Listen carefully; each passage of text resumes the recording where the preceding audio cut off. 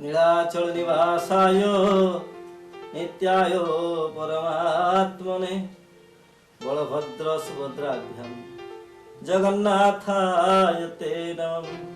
जय जगन्नाथ। नमस्कार दर्शक बंधु, ओडिशार प्रथम करी आध्यात्मिक यूट्यूब चैनल ब्रह्मानंद स्टूडियो को मु स्वागत करुछि। आज कार्यक्रम रे आम पाखरे अछंती एमिति जने व्यक्ति ओडिशा रे घरे घरे परिचित। ओडिशा नुहे ओडिशा बाहर मध्य से बहुत गौरव कीर्ति अर्जन करियछंती। प्रवचन कहिले जहांक नामे आमे मने पकौ से आउ केही नहंती हम गुरुजी पंडित चारण रामदास। आज आमे ए अध्याय रे जानिबा जे पिला मानकर पाठ मने रहु नै, स्मरण शक्ति कम अछि, ता पई गुरुजी हमर मंत्र देउछंती। ताहाको आपण माने श्रद्धार सह ग्रहण करंतु, देखिबे 100% आपनकर सफल हेबो। ए भिडियोटी को शेष पर्यंत देखंतु। आम चैनल को सब्सक्राइब करंतु, लाइक एवं शेयर करबा को जमा भी भूलंतु नहीं। जय जगन्नाथ। ओ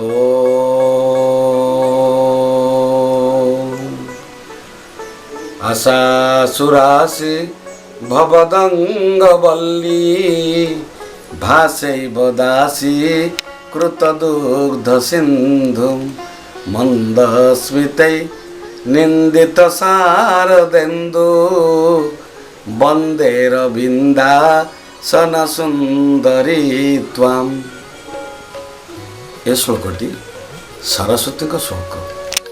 भगवदिनी सरस्वती विद्यार्थी मानक पाई यह अत्यंत उपकारी। कौन सी गुरुवार दिन सरस्वती को फोटोटी आने पश्चिम दिग को मुह कर बसने, घरे हलदिया फूल, हलदिया चंदन, हलदिया वस्त्र, भोग मध्य हलदिया यथा कदली किंबा हलदिया लड्डू भोग लगे 49 दिन पर्यंत पाठ कर विद्यार्थी। तार तो 7 सप्ताह। छोट पिला 27 थर, टिके बड़ पिला 27 दुई गुण 54 थर, अति बड़ पिला यथा कॉलेज किंबा पाठ छाड़ी देकरी विद्यार सर्वविध उन्नति पाई चाहूछा पिला 54 को 2 रे गुणले 108 थर पाठ करिवो 7 सप्ताह पर्यंत। ग्यारंटेड मो जीवन रे फल पाए। निश्चय विद्या पुस्तकर विद्या मस्तक भितर पशिबो पशिबो पशिबो। जय जगन्नाथ। चैनल को सब्सक्राइब करंतु, लाइक करंतु एवं शेयर करंतु।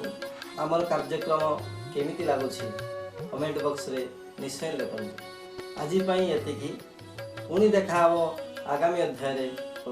जय जगन्नाथ।